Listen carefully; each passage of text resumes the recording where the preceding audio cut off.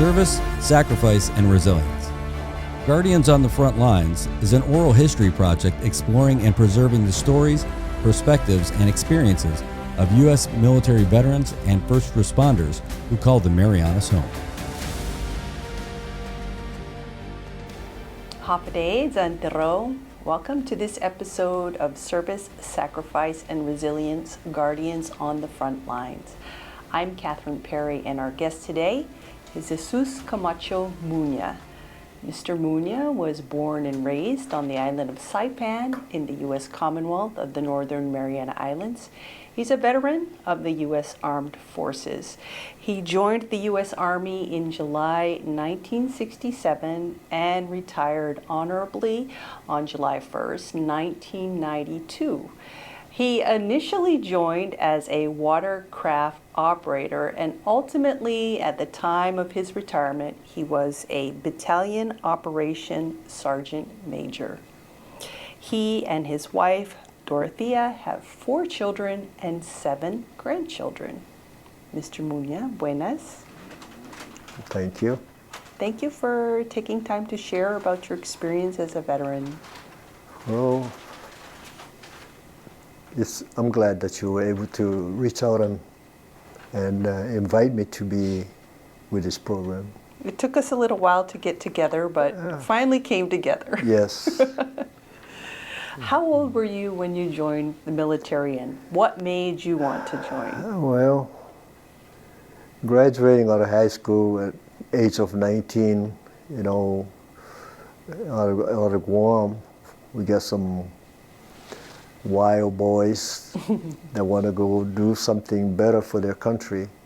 So we all piled up on this one Volkswagen Beetle, and we went to see a recruiter.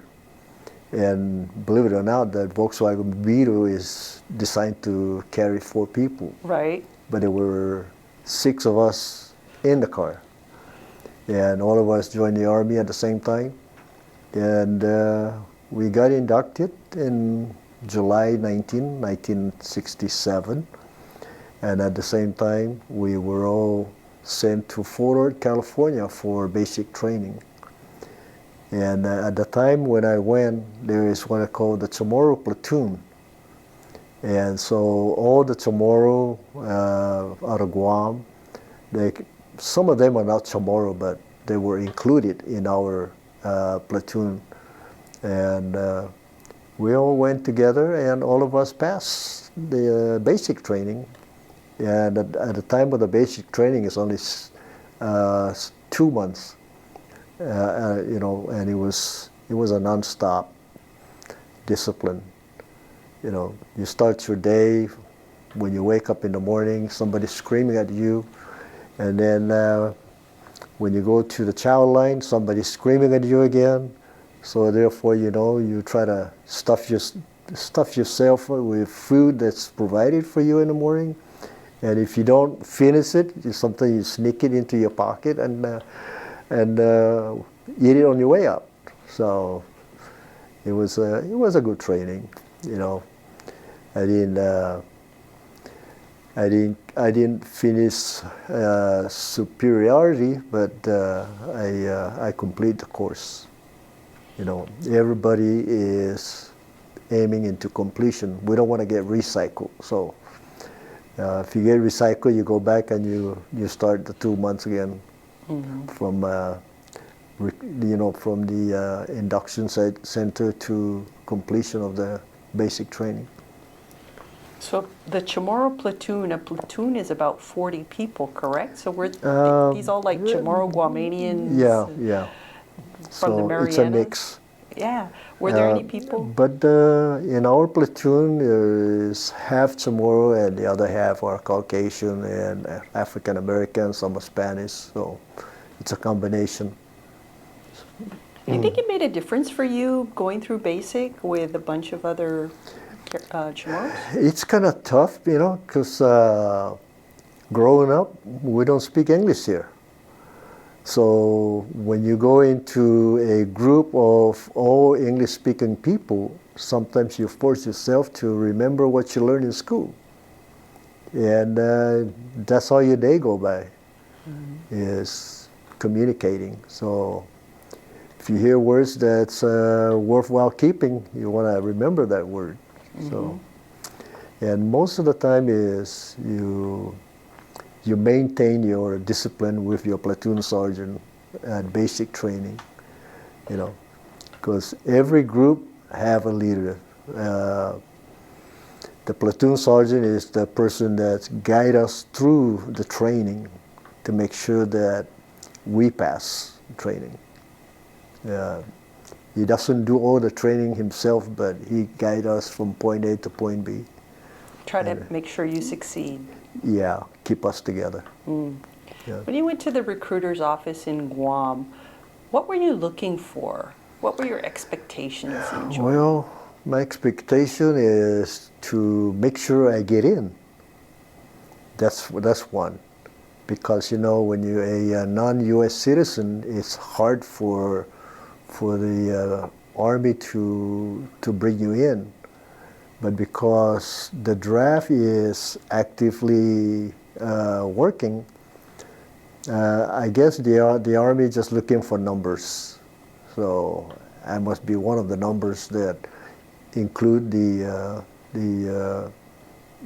numbers that they are looking for.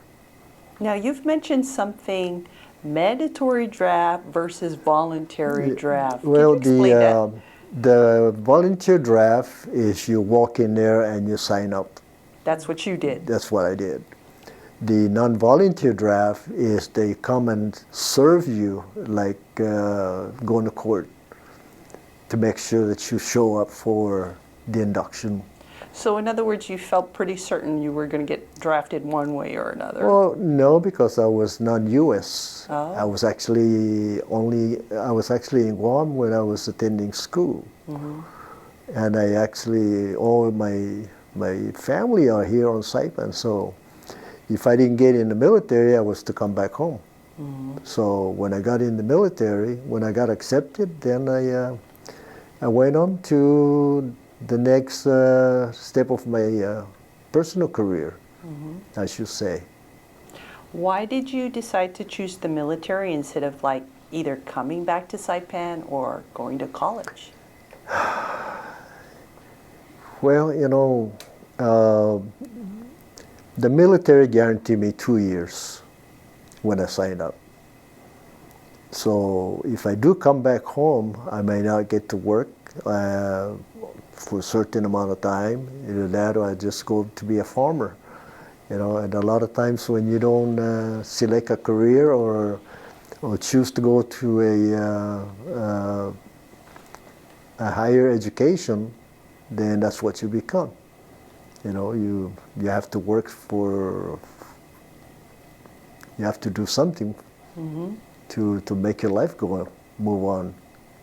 And you kind of felt you liked the military Well, route the best. when I got in there, I felt like I wanted to go deeper. So I went from U.S., which is draft, to RA, which is regular Army.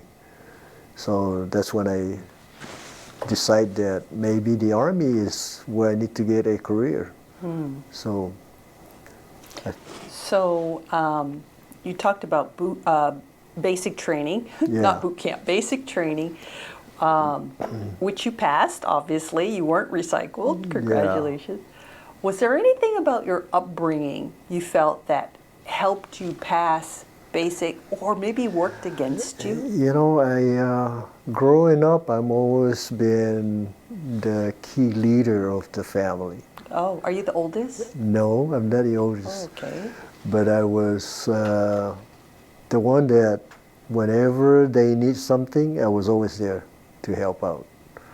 And my grandma kind of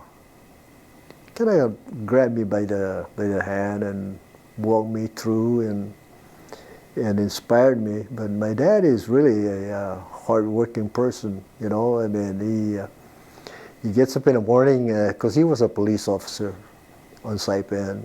Okay. So he gets up in the morning, goes to work, and then after work he gets his fishing net and go catch fish.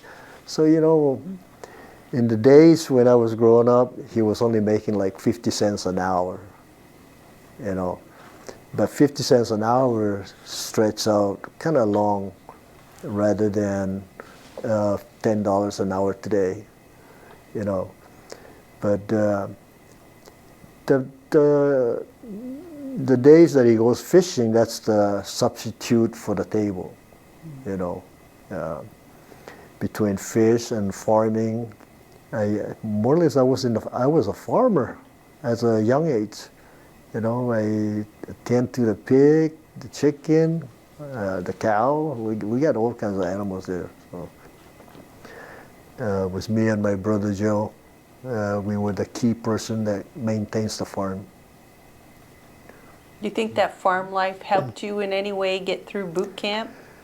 Well, you know, when you set your mind and do a lot of hard work, there's no stranger into what you're facing in the future, you know, because that kind of gives you that discipline. So let's talk about your service after basic.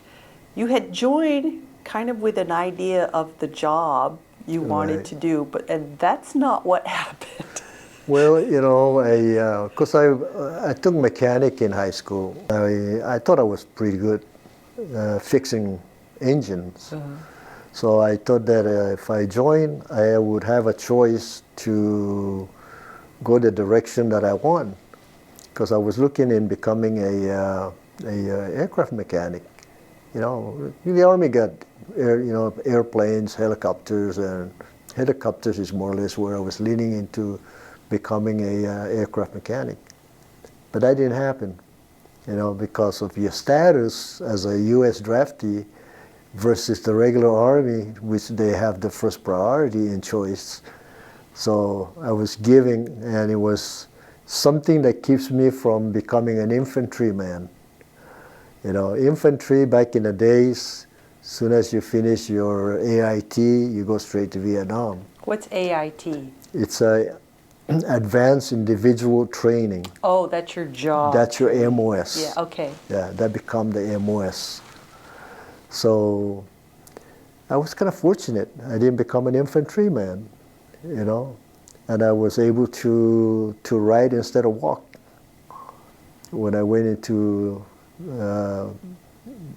my job in Vietnam. Which was? A watercraft operation, you know. It was a job that everybody wants. Well, once they saw me driving this boat, everybody wants to be a boat captain, you know, because they don't have to go into the rice paddies and stay wet rather than be on the boat. You keep dry most of the time, you know. So. Probably not what you had envisioned when you said, yeah, I'm going to join the Army, and then next thing you know, you're on the water. Well, yeah, you know, sometimes you don't get everything that you wish for, you know. On the other hand, they always say that don't wish for what you don't, you know, you're not wanting to get, so. What was your experience like in Vietnam? You were there 11 months? 11 months and 25 days. Well, the experience there, I was there to serve the country that I love, you know, which is the United States, the U.S. Being a non-U.S. citizen, I still love to be an American. So, you know, going to Vietnam is one of the things that Americans do to help the country in need. And I was one of those that went there. Did you see combat? Did I see combat? I mean, were you involved in combat? Combat in relation to being there, sometimes it just surprises you. You know, it's not every day that you see combat. But the day that happened, you have to be aware that you have to protect yourself. And I did that. And I did that for 11 months and 25 days until I was wounded. You really remember those 25 days? Yeah, those exactly. are the good days. you had a really good reason to want to leave Vietnam and get back to Guam safe. Well, there was this young, beautiful lady that was waiting for me. And I was hoping to come out alive. And she's in here with me, my stress reliever. And she was my hope to come back and see her again. Yeah, and we did. So after so much, well, you know, our relation is long distance at the time, you know, because I was in Vietnam, then I went to the U.S. and back and forth, you know, we're still connected. We don't have the luxury of having a cell phone back in the days, so everything is paper. Mm. Yeah.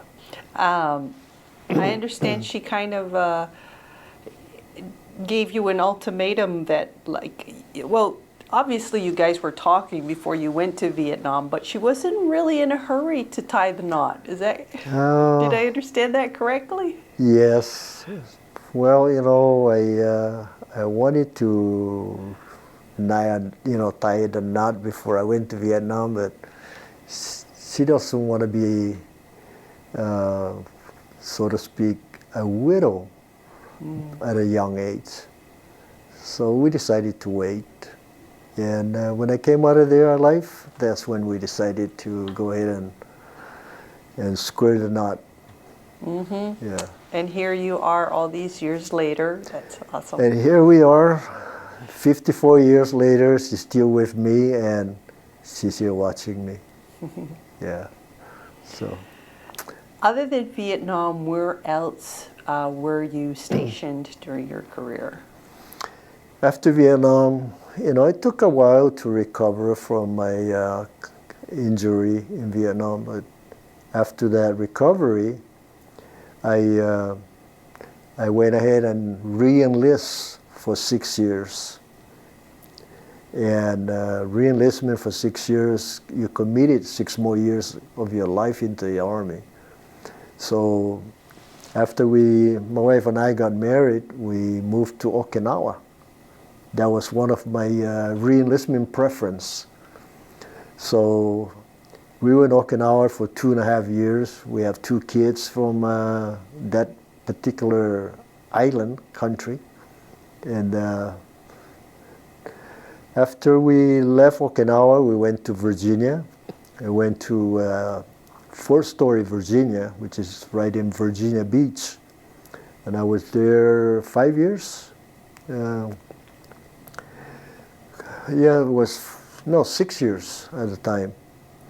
And I was working on trying to get promoted to E7.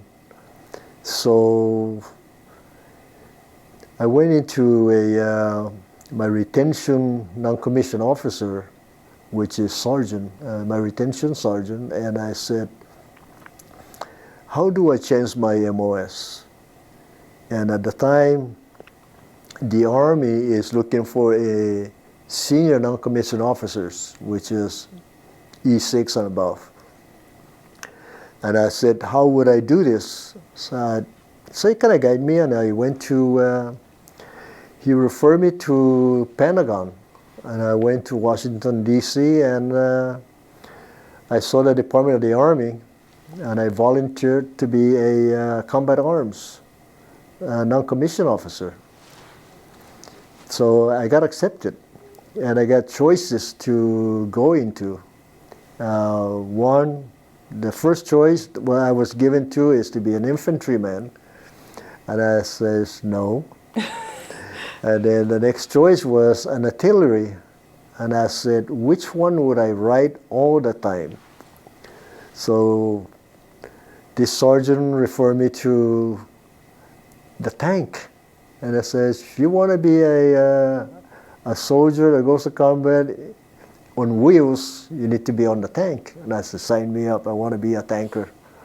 So After that, I got orders and we moved to Fort Hood, Texas. And that's when I went into the Armor MOS transition. So 6 months into the transition, we got orders to move to Germany. And a Brigade 75, which is, we moved battalion at the time to relieve the battalion that's in Germany, occupying the borders. Because we do patrol the eastern German border along with the Czechoslovakian border. What year was this when you went to Germany? This is in 1978. Still during the Cold War. Yeah, 1977, the end of 77, during the Cold War. So we went there as a battalion move for 6 months. Then after that, we came back home. And what was that like, if I could ask, being there, having that job at the time of the Cold War? Well, was there a big sense of you danger? go into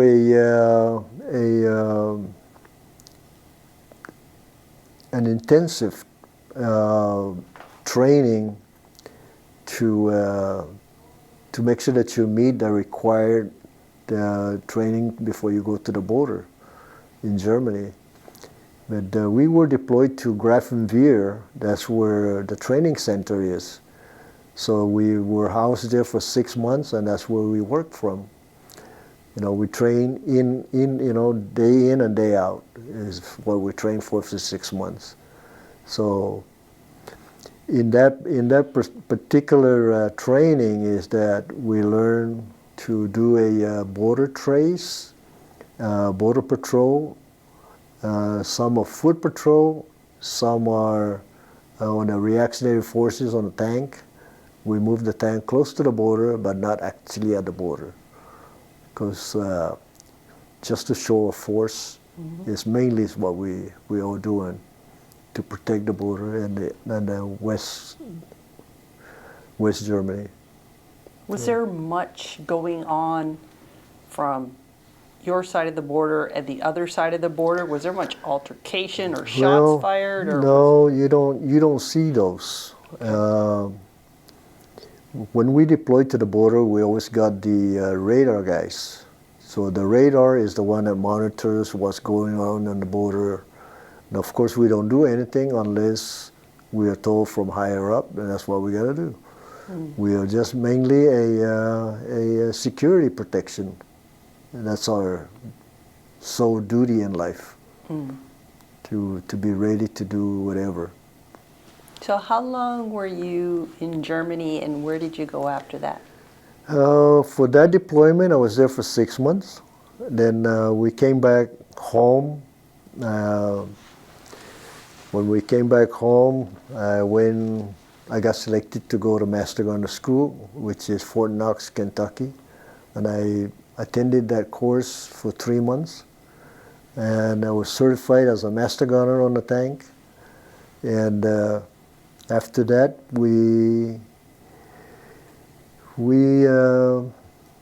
after that we came home, and again I stayed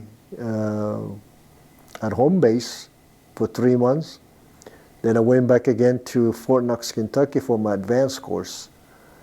And then upon returning home, we packed up and went back to Germany. This time I took my family with me.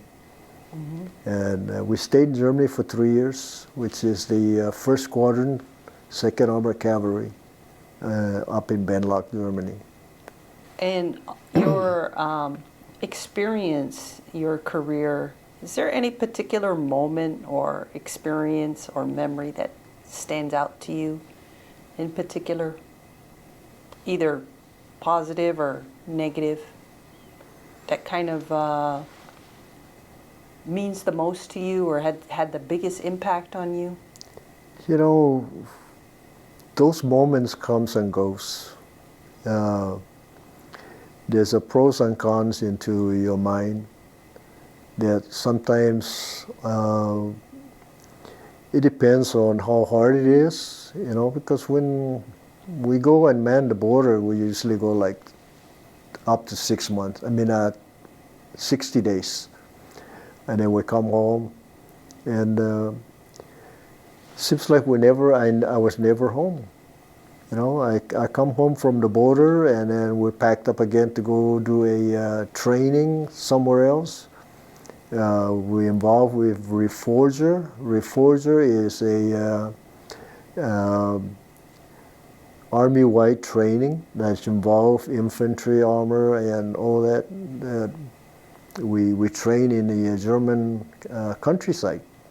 A lot of those we get to be familiar on terrain moves and what to expect on the other end. So it's a tough career, actually. It's a career that sometimes pushes you to carry on, and a career that sometimes makes you want to just throw the towel in. But I managed to stay in, and that involved family support. If your family don't support your career, you're not gonna make it in the Army. And my beautiful wife supports me the whole time. There's a lot of moments that involve communication as to how our life is going to be, and we manage.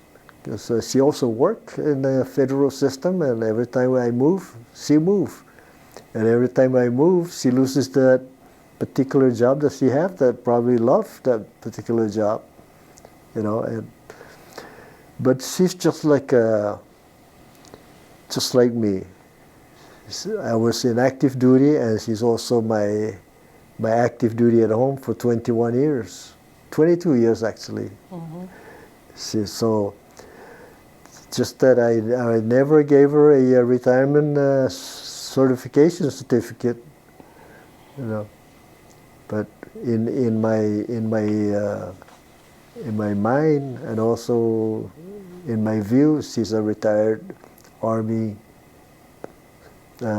spouse. Mm-hmm. Yeah, that's the right word. Yeah. I can see there's a lot of support and love between you two.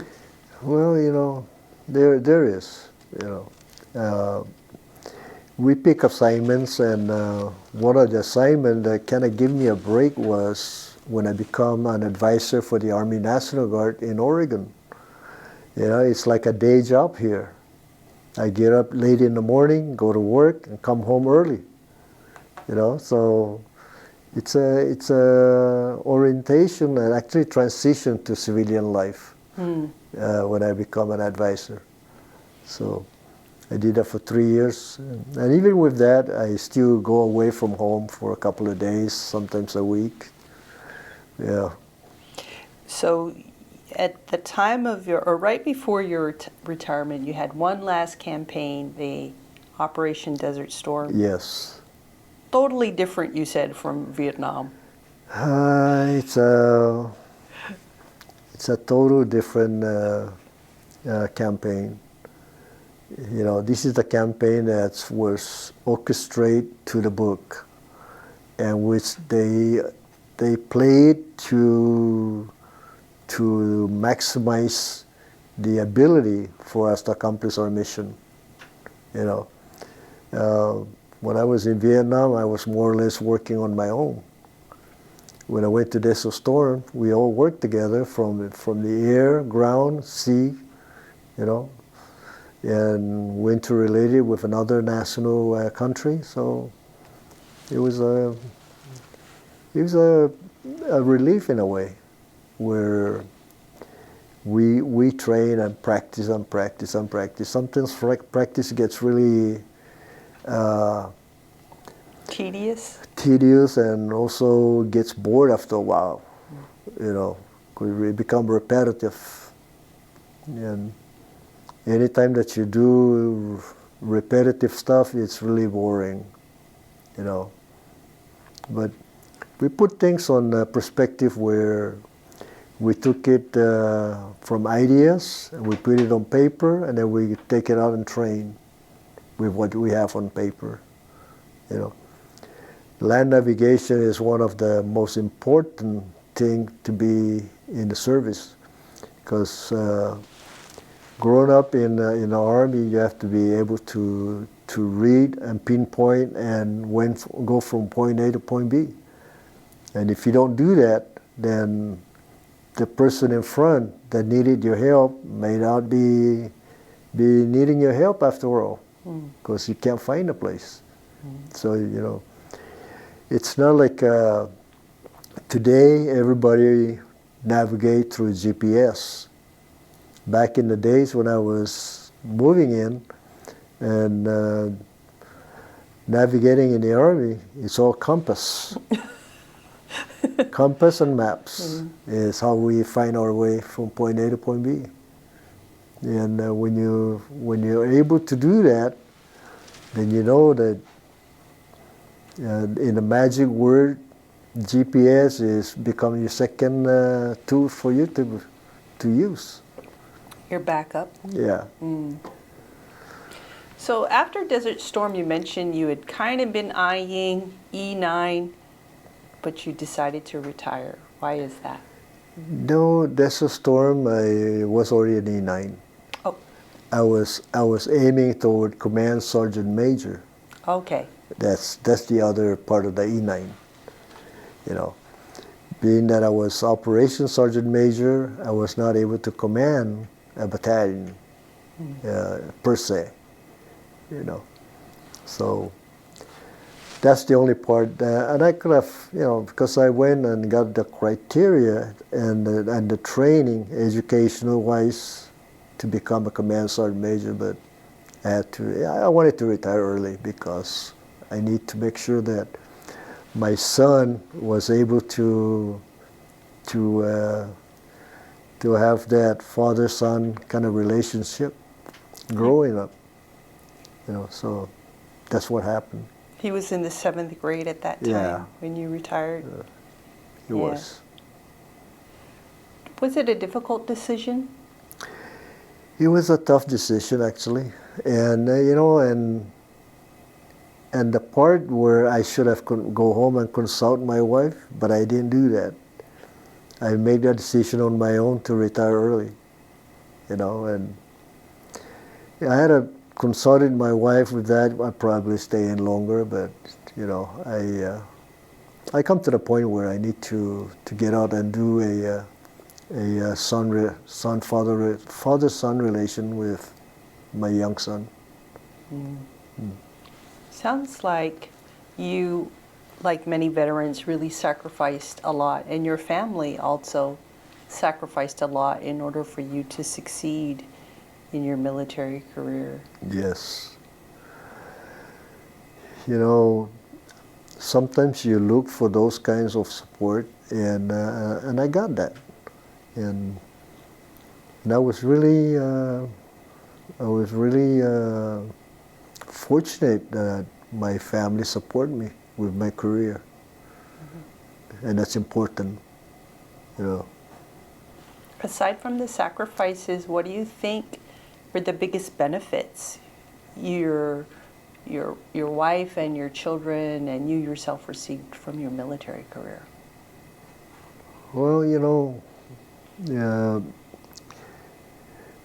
the Army guaranteed me month-to-month pay, and the Army also guaranteed me health care. So the health care extended to my family. So our children was able to see military medical assistance until they get to be 20 years of age, and if they're going to college, they can stay with that program up to 23 years. So they did that, and we were really happy, fortunate that they're able to do that. And for many people that are wondering how their health care is going to be in their life. You know, my wife and I, we didn't have to worry too much about that because we have our Medicare and TRICARE. So those are our two health insurance. And for me, I get the VA that supports me on that part of the benefits. Mm-hmm.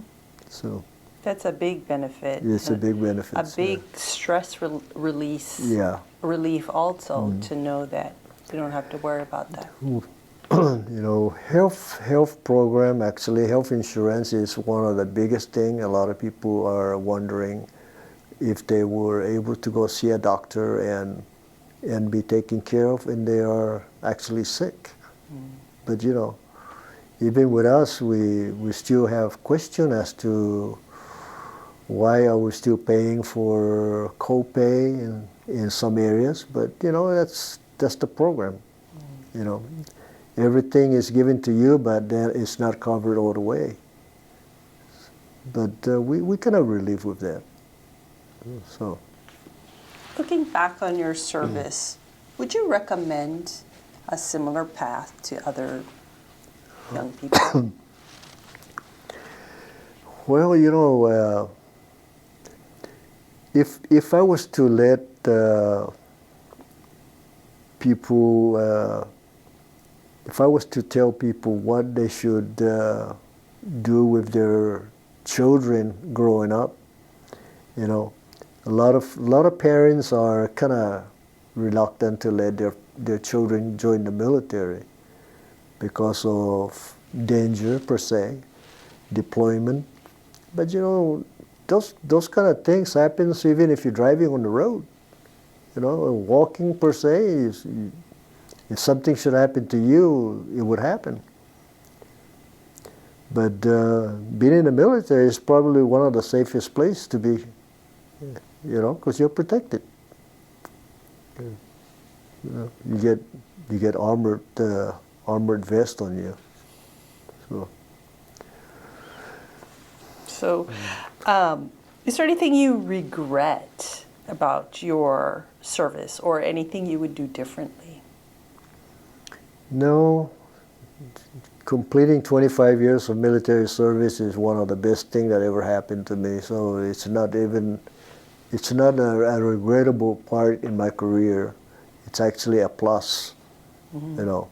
So a lot of people probably envy that we are in this kind of luxury benefit supports, you know. But you have to earn it, you know. Sometimes you got to be in it to get what you want. And put in the time. A lot of people don't see that. Mm-hmm. So after you about your transition to civilian life after you got out of the service, do you feel that, I mean, what was your first job after you got out of the military? Well, the first job that I was hired to is to become an assistant warehouse operation manager. That's during Gates Brothers. Gates Brothers in Guam moved after I was actually in the company for 1 year when the company packed up and left. So with that, I didn't have to look too far to get another job because they came and got me anyway. Somebody recruited you? They recruited me. And Micronesia and Brokers actually hired me after Gates Brothers packed up and left. And I never bragged that, you know, when we first got home from Texas, we were sitting in the house and this lady come knocking, and my daughter says, "Mom, there's a lady at the front asking for Dad." And she went out and see who was at the door, and it was the manager, the CEO of Gates Brothers, wanted to interview me for a job at the house. And I said, I was not applying for any job yet. How did you know that I was here? You know, word of mouth goes out, and it was the stepson that told this lady that I was in Guam. So she came and interviewed me, and I says, I don't know. I don't even know the job that you're asking me to do, but let me think about it. But she said that if I want the job, I can start tomorrow. And I said, whoa, okay. So I said, give me 1 week, you know, and I'll let you know. So the following week, I went and got the job. Wow. Yeah, I was with that job for 1 year, and then after that, I served mechanism brokers for 5 years as an operation manager. And after that, I got a phone call from Governor Teno that Veterans Affairs here is open. Yes. So I says, okay. I want to make sure that the job is for me. So I came here, and the job was still under the former director. So I says, okay, if the job is concrete, you let me know. Call me. I'm not moving here until I know that I got the job. So 3 months later, he called again and says, well, the job is vacant. You need to be here. So that's when I came here. Mm. Yeah. I kind of left a job in Guam with 28 people under my wing. And when I got here, it was only one person in the office that I got to work with. How was that transition? It was really terrible, you know. And that's the part that I didn't really get when I was called that the job was open. You didn't know you were going to be supervising one person. Yeah. And I says, in a sense, it's kind of wasting my leadership ability. Your talent. You know, to lead one person. Yeah.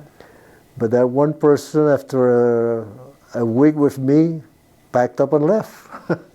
So I was working on my own. You know, and needless to say, I have to train myself to do the job that I was given. You know, but being that I was no stranger to any job. Or training. Yeah, or Very training, good at training. you know, I was adaptable. So, Yeah.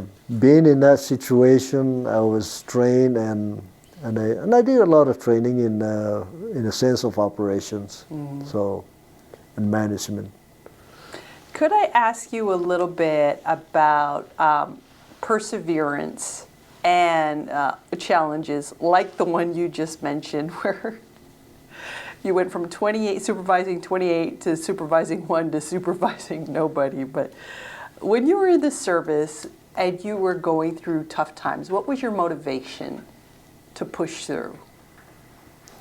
Well, when I was alone, it was a sense of belonging. You know, if you want to do well on a job, you have to work hard and be able to do that on your own. But then later on in life, I was in charge with numbers of soldiers. Mm-hmm. You know, and that changed the mentality of being alone to managing. You know, when you're managing a soldier, it's not like managing kids at home. It's different because you're looking at different kind of people, personality-wise. Where did they come from, and how did they grow? You know, how would their upbringing? So, in a sense, you have to to put your right foot down in the right place and do your self-motivation to do those, to lead those soldiers. And back in the days when we were still managing the barracks, that's the home, It's the place where soldiers live. It's the place where soldiers are safe, and the place where soldiers get up in the morning. But it's housekeeping is tough, because in the Army it's different. When you get up in the morning, you have to make sure your bed is made up. You did that on your own. Nobody comes around to make your bed for you. You have to be the one to do it. So we got certain standard when we do those. As I do a room inspection, I always carry a coin with me. And that coin is supposed to bounce off the bed when you drop it. I've heard of this. Is And that for real? if that coin didn't bounce, that means the bed is not tight. So I got a habit of ripping those beddings up, where soldiers will come in and they have to remake their beds, so. And standard sets, if that's what happened to your room, the next morning it has to be better. So, there's a lot of in-house policy in the barracks, and those are discipline. Because I know that if you are living alone at home, or you're the only child at home, you don't do those things, But in the Army, you're trained to do those things. And that's what happened. So you had these soldiers under your supervision or command, teaching them how to do things a certain way, make their beds and stuff like that. Did you ever take what you were doing in the barracks and try to bring it home? And how did that go? I got a commander at home. Oh, you're not even the commander. I'm a sergeant major at work, or a sergeant at work, but when I come home, I'm just a regular soldier. So I don't bring things at home. You know what they say, if something happened at home, it stays at home. Something happened at work, remains at work. You don't bring those things home. Of course you get to talk about it, but there's a lot of things that, they're just the need to know kind of stuff. So. How did you handle the stress of the job? My commander over there, she's my stress reliever. Really? Yeah. But at work is, you have to be positive at work. There's one thing about being a sergeant in the Army is you don't want to show a soldier your weakness. You don't want to ever show that you're weak in certain areas. You have to figure a way how to disguise that. If there's something that I can't answer, I always say, I'll bring it back to you later. I'll find the answer and I'll make sure that you get it before you go home. So. What would you say is the greatest way your military service has created who you are today, or molded your character, or molded who you are? What is the biggest way military service has Discipline. influenced you? One of that is discipline and self-educating to mold you to what you are today. And if you don't carry that discipline, you're never going to make it on the outside. Military discipline is one of the key note-keeping that you have to stress and share to people that are not military. Because if you don't share those disciplines, sometimes they end up in the wrong direction. Should the young person growing up and not having a discipline. So that's what I want. You know, if you want to be successful in life, you have to have discipline. You know, many ways. You can be the richest person here on island, but if you don't have discipline to control that, then you're not going to last. And my wife tells me that all the time. Yeah. She keeps things in order. Yeah. So you actually spend a lot of your time now with community service. You've been the president of your parish council for 18 years. You're a Eucharistic minister at your church. You cut the grass personally every 2 weeks or so. That's my suggestion is that everybody retiring out of it doesn't matter whether military or civilian job, you have to have some sort of community service for your community. You know,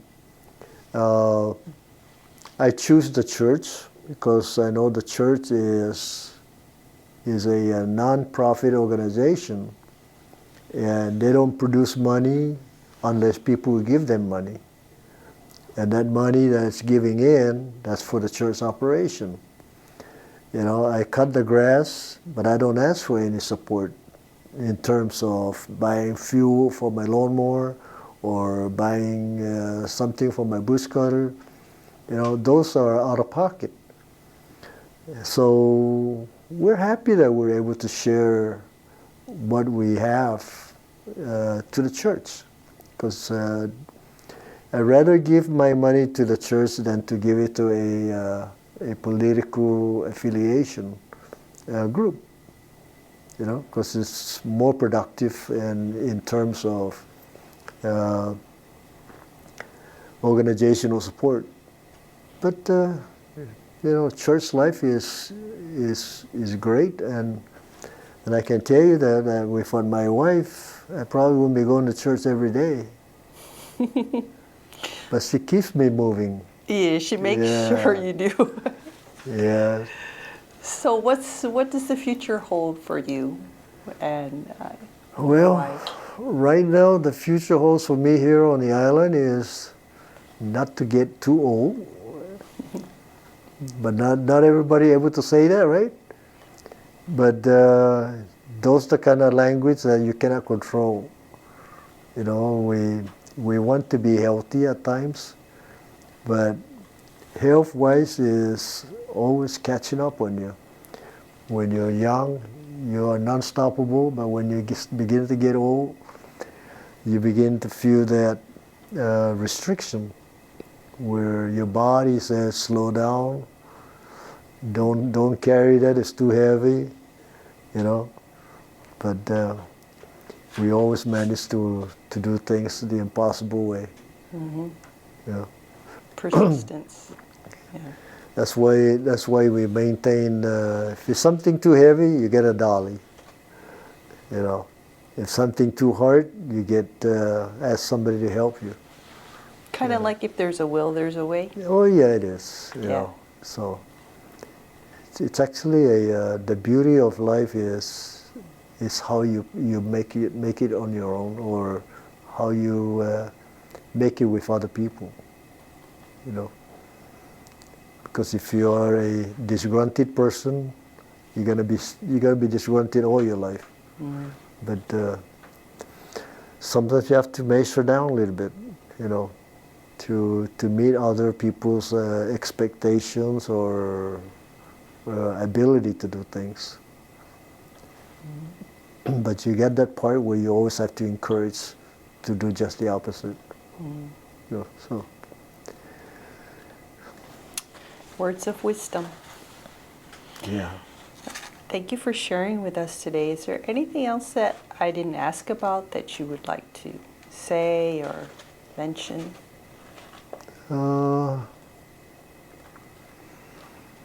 No, not really. I think all the question was in the proper perspective. And well, thank you. Sorry, I just thought of one more. Is there something you would like the community to know about military service that you feel we're kind of not aware of? No, because we have the recruiting station here now, and those guys come with ability to communicate with the people outside their working area. So if you're looking for word of comforting or counseling or looking for a way to be convinced to join, those are the people that have the ability to do that. That's their job. It's like a salesman. They have to sell the knowledge that they have to whoever they want to recruit. And if you're not a good salesman, you're not going to recruit people.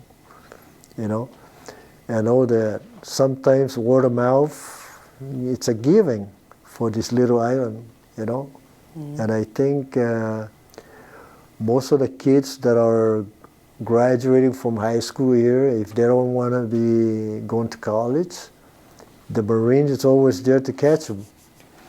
And, I got nothing against the Marines, but, the active Army is also looking forward to recruit more people because they're running short of manpower, And they are lowering the standard, especially the Air Force now, are lowering the standard where they are recruiting people that are not high school graduate. Oh, I read that. And before you have to graduate from high school, there's certain level of score that you have to to get in order for you to get in the military. What do you think about that? For me, it's good if they have a program where you go into GED program so they can complete high school before they actually deploy in the job. But that's something to get people interested in joining. And a lot of kids I see that are not able to graduate is because maybe they come from a home where they cannot afford to keep kids in school. So going into the military with a non-high school diploma probably something that may work in the future. But the encouragement is they need to graduate from school. That way they don't have to go to extra training per se and carry on. To bring them up to... Yeah, to the level of requirement. Thank you so much for sharing today, and thank you for your service. You're welcome. Our guest today has been Jesus Camacho Muña. He's a retired veteran with the U.S. Army, and we want to thank you for joining us and listening to him share his story today.